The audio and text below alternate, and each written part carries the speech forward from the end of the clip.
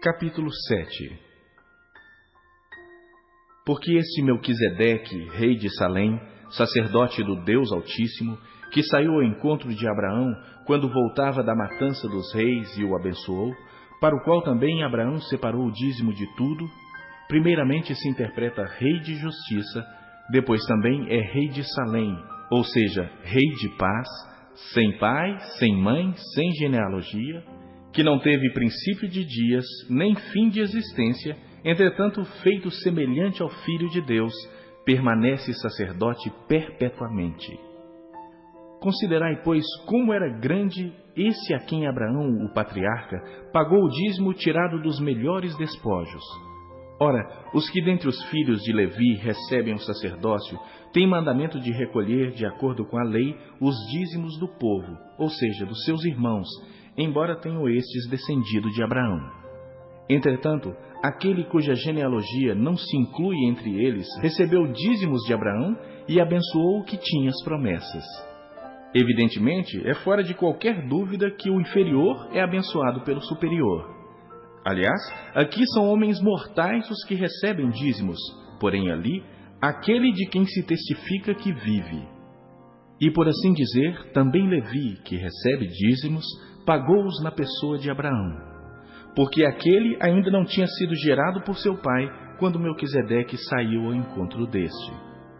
Se, portanto, a perfeição houvera sido mediante o sacerdócio levítico, pois nele baseado o povo recebeu a lei, que necessidade haveria ainda de que se levantasse outro sacerdote segundo a ordem de Melquisedeque e que não fosse contado segundo a ordem de Arão?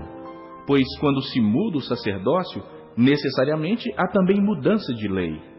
Porque aquele de quem são ditas estas coisas pertence a outra tribo, da qual ninguém prestou serviço ao altar. Pois é evidente que nosso Senhor procedeu de Judá, tribo a qual Moisés nunca atribuiu sacerdotes.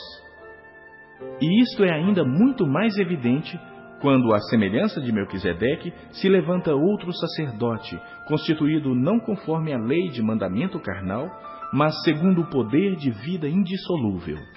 Porquanto se testifica, tu és sacerdote para sempre, segundo a ordem de Melquisedeque. Portanto, por um lado, se revoga a anterior ordenança, por causa de sua fraqueza e inutilidade, pois a lei nunca aperfeiçoou coisa alguma, e por outro lado, se introduz esperança superior, pela qual nos chegamos a Deus.